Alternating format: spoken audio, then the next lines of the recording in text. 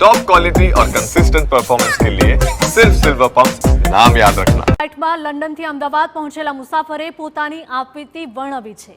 આ ક્રેશ થયેલી ફ્લાઇટમાં હિનાબેન કાલરિયા લંડનથી અમદાવાદ સુરક્ષિત ઉતર્યા હતા। હિનાબેને ફ્લાઇટમાં અનેક ક્ષતિઓ હોવાનો ખુલાસો કર્યો છે। પ્લેનની અંદર રાખવામાં આવેલા તમામ ડિસ્પ્લે પણ બંધ હાલતમાં હતા। લંડનથી ફ્લાઇટમાં બેઠા ત્યારથી એસી અને ડિસ્પ્લે બંધ હોવાનો હિનાબેને ખુલાસો કર્યો છે। આ ઉપરાંત હિનાબેને ઉમેર્યું હતું કે પ્લેન અમદાવાદ લેન્ડિંગ થતું હતું ત્યારે પણ ખખડધજ અવાજ આવી રહ્યો હતો।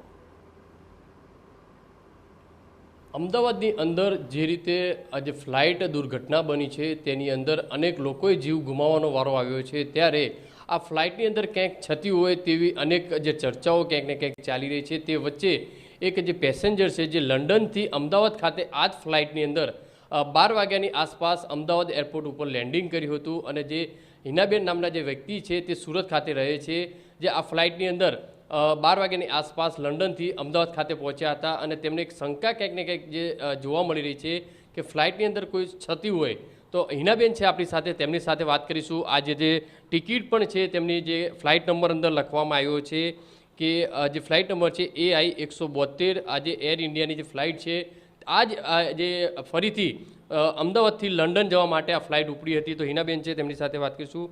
બેન, શું કહેશો, આટલી મોટી દુર્ઘટના, જિંદગીની સૌથી મોટી દુર્ઘટના કહી શકાય, કેટલું દુઃખ વ્યક્ત કરી રહ્યા છો? બહુ દુઃખ થાય છે મને।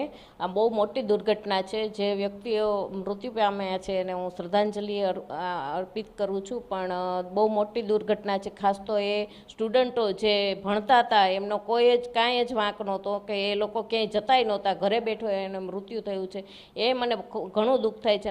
લગભગ ગુજરાતીઓ જ હતા, એમાં રૂપાણી સાહેબ પણ હતા, એટલે મને ઘણું દુઃખ થયું। મને આજે આખી રાત ઊંઘ નહોતી આવી છે। એ દ્રશ્યો હતા એ જ સામને આવતા હતા કે ભાઈ કે કેવી રીતના બન્યું। હું એમાંથી ઉતરી, ત્યાંથી લંડનથી હું અમદાવાદ પહોંચી ગઈ ને અમદાવાદથી હજી ચાલુ પ્લેન ઉપર લેન્ડ ટેકઓફ થયું ને આ ઘટના બની, તો એ કેવી રીતના બની, એમાં કાંઈક તો ઇસ્યુ હશે।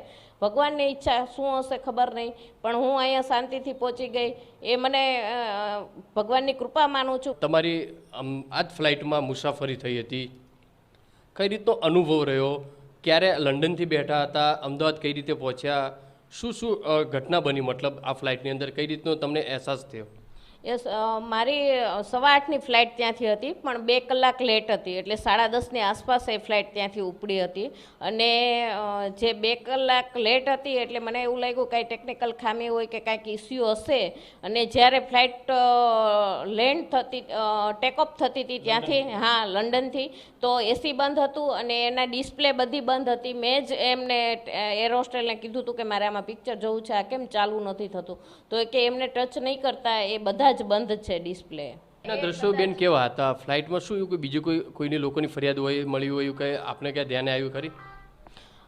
નહીં, ફ્લાઇટના બીજા કોઈ તો એવી કોઈ પ્રોબ્લેમ નહોતી, પણ જે હતી ને એ એક તો આ ડિસ્પ્લે નહોતી અને એક એસી ચાલુ નહોતું। પણ જ્યારે ફ્લાઇટ ઉતરતું હતું ને નીચે લેન્ડ થતું હતું ને ત્યારે મને એક અંશે મારા ખબર નહીં, મને મારા અંદરથી એવું બીક લાગતી હતી કે આ હું સહી સલામત ઘરે પહોંચી જાઉં, અને એ ખડખડ કરતું નીચે ઉતરતું હતું એકદમ, હા અવાજ કરતું હતું। મને કેમ આપણે પેલા ચકડોળમાં બેઠા હોય ને નીચે ઉતરીએ તો આપણે પેટમાં પેલું થાય એવું મને અહેસાસ થયો હતો। અને જ્યારે હું ઇજિપ્તમાં ગઈ હતી ને ત્યારે એ ફ્લાઇટમાં મને ખબર પણ નહોતી પડી કે હું ત્યાં પહોંચી ગઈ એવી રીતના। જે રીતે આ જે હિનાબેન કરીને છે જે કલાકો પહેલાં જ આજે લંડનથી અમદાવાદ ખાતે આજે ફ્લાઇટની અંદર પોતે પહોંચ્યા હતા અને ફરીથી 2 થી 3 કલાકની અંદર આ ફ્લાઇટ છે તે રેડી થઈ અને ત્યારે લંડન જવા માટે જ્યારે ટેકઓફ થાય છે અને ગણતરીની મિનિટોની અંદર આખું વિમાન છે તે ક્રેશ થાય છે અને અનેક લોકોની જિંદગી છે તે ગુમાવવાનો વારો આવ્યો છે। એટલે શંકા એક સેવાઈ રહી છે ક્યાંક ને ક્યાંક કે ફ્લાઇટની અંદર કંઈક ખામી હોય એવી શંકા વ્યક્ત કરવામાં આવી રહી છે। કેમેરામેન સંજય ચંડલ સાથે બલદેવ સુથાર, TV9 સુરત।